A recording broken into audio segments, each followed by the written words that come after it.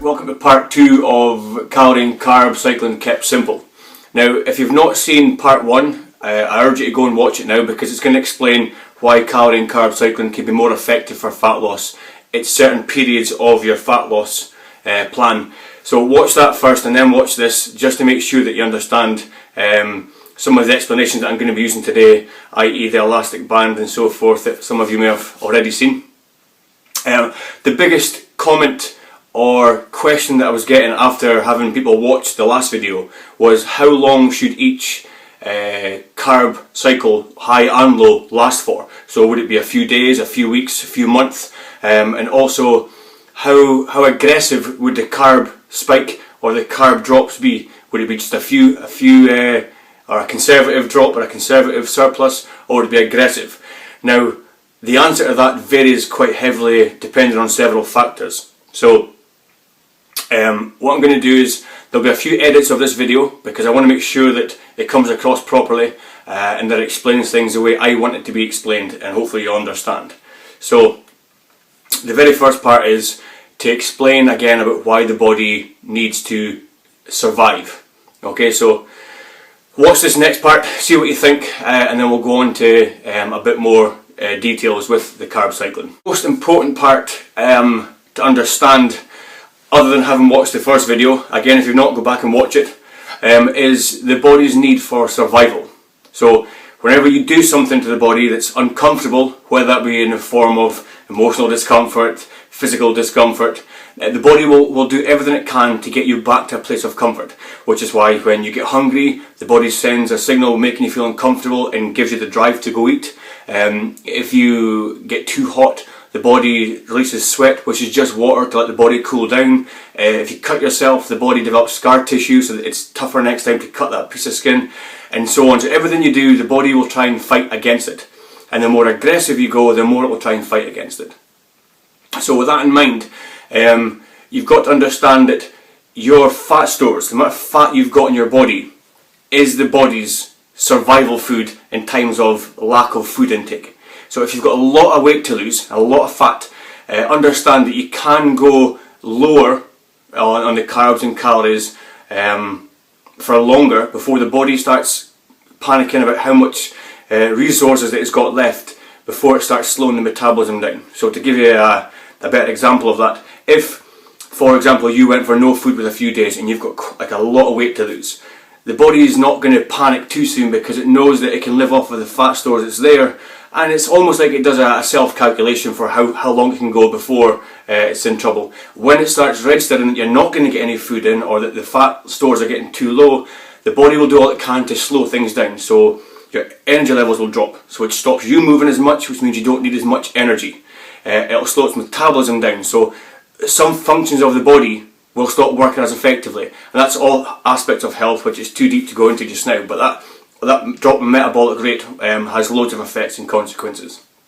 So that happens when you stop taking food in. Now, someone who's very lean and only has maybe half a stone or a stone of fat to go, when they start dropping their calorie and carbs back, understand that their body, again, has done the self-calculation how long and how many days it could go for on that energy needs with the resources that it's got in the fat stores.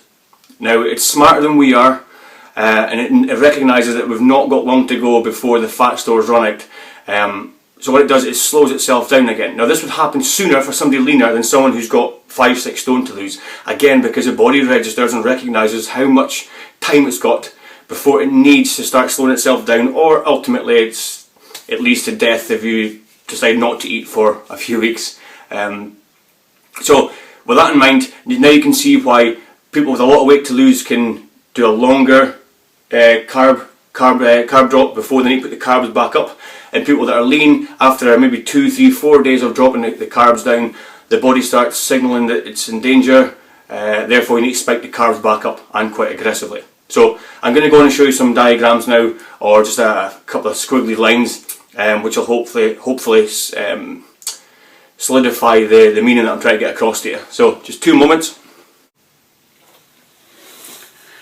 Okay, so what you see here is 3 very general body fat types. I don't want to go into any more detail than this. We've simply got high body fat, so 3 stone and above. Again, this could vary because if you're only 4 feet 12 and you've got 2 stone of body fat, the chances are you're in the high category, not the average. So it does depend on height and size and so forth, but we'll keep it simple for now. This would work for the average person. So high body fat, we've got 3 stone and above. For the average body fat, we've got 1.5 to 3 stone, and for the low body fat, 1.5 stone of fat and less. Okay, so what you're looking at here, to make it simple, we're going to look at this as time frames. Okay, because you want to know just how long each cycle should last for and how aggressive it should be. So we've got 4-week phases for each person, and how would each carb cycle phase look for each body fat category? So let's have a look at this. We'll start off with the high body fat. So the high body fat, what it tells you is that because there's a lot of spare body fat there, the metabolic slowdown will not happen, or should we say the negative consequences won't happen that fast, because there's a lot of spare energy there to be used up and the body won't panic too soon. If we took if we assume this line here is the timeline and also we'll say your metabolic rate, and it just keeps this graph more simple. So if your metabolic rate's on this line here, and on day 1 you drop your calorie intake down here, shall we say. So you could do this for a couple of weeks. And what will start happening, and it's very gradual, is even with high body fat levels, the metabolism does start coming down.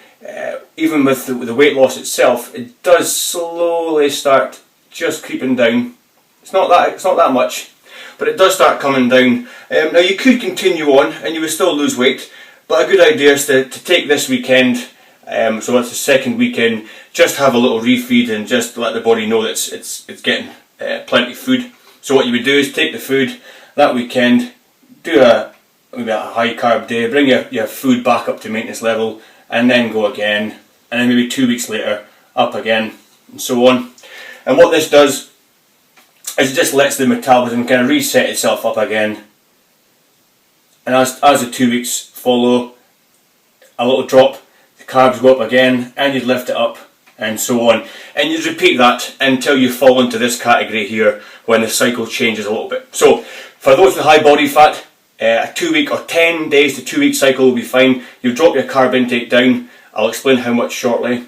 Drop your carb and calorie intake down a little bit, then perk it up every 2 weeks, and that just keeps the metabolism floating along nicely. So the average body fat, 1.5 to 3 stone. For you guys and girls in this range, it's the same principle. When you drop the carbs and calories down, the body does want to go into not survival mode, because it's far from survival mode, but it is a survival mechanism, and it does want to slow down the more uncomfortable it gets. When the body fat levels start coming down, obviously the amount of time the body's got left of spare resources in the form of fat, that time frame becomes shorter, and the body's aware of this. So what happens is you would drop the carbs and calories down to here, and what would happen is, even at this stage, after 1 week, there is a slight decline even after 1 week, and it's a little bit more than what you would get with the high body fat, because again the body is trying to pull the metabolism back a little bit because it doesn't want to lose fat. So at this point, after 1 week, maybe just throw in a day or so of a higher carb refeed day, and then back again, and just repeat this maybe once a week. This can be expanded up to maybe 10 days, and you'll get exactly the same pattern again. So the metabolism resets itself, starts declining, back up, starts declining, and it just keeps it on that even keel. Now we've got the low body fat, 1.5 stone and down. It does get more trickier the lower the body fat gets, because when you go into a calorie or carb deficit, when your body fat's low, the alarm signals go off very quickly. The last thing your body wants to do is have no fat stores, or very low fat stores. So a load of different things kick in when it comes to the extreme end of body fat. Now if you're starting to think that this is all hocus pocus, I'll put a video up, a photo up during this video around now.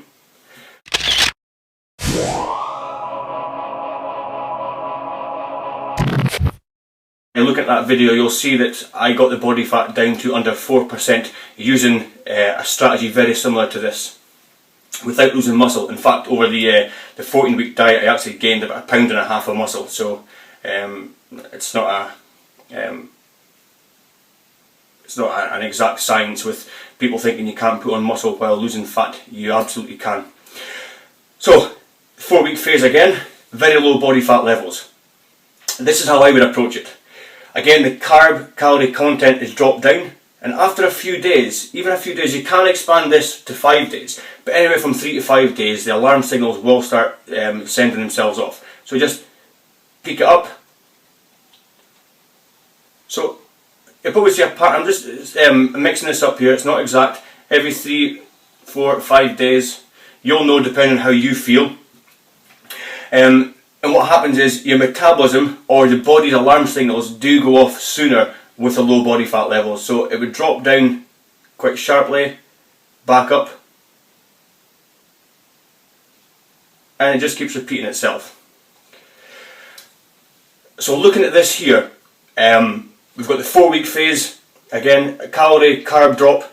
The metabolism after a couple of weeks does start pulling back a little bit, and you perk it up. Then it happens in maybe a 1 week to 10 day phase, and then with the low body fat levels every 3 to 5 days. It would make a lot more sense if you also was to see just what would happen if you didn't do the cycles. And this is kind of what would happen. If we start with here, back up with the high body fat levels, if you never spiked these carbs up or calories up, this line here, rather than coming back up at this point, it would continue to decline. And it would reach a point where it would just kind of stay around there and continue off very close to your food intake and metabolic rate would be very close to each other, and therefore the fat loss wouldn't be great. For the average body fat, same thing would happen again. It would just start coming down, and it would get close to your food intake, and it would just kind of tag alongside it. Again, you would still lose weight, but you would sacrifice some muscle at this stage. Low body fat levels, even more crucial.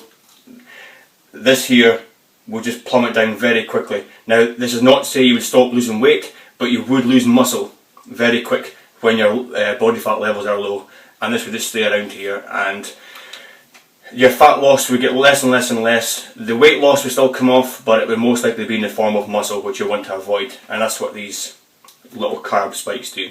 So hopefully that's cleared things up for you. It looks a bit complex now, but from the start, if you'd watched it through, it should make a lot of sense to you. Any more questions, let me know. I know you're going to be asking just how much these spikes go up and down. To keep it very simple, I would say to bring yourself into a maximum of a 30% calorie deficit. So go online, Google what your metabolic rate would be. There's loads of calculations online. Type in BMR calculation, put in your body weight and your activity levels and so on. Find out what that number is. Reduce it by 30%. That'll give you your new calories for the day. And basically you want to pull that calories back in the form of pulling carbs back. Do that for the duration of the low phase, and then go into back up to maintenance calories or a surplus, which I would recommend for these guys here, or you could be in trouble. So that's it for now. Any questions, let me know. Shine bright like a diamond. Shine bright like a diamond.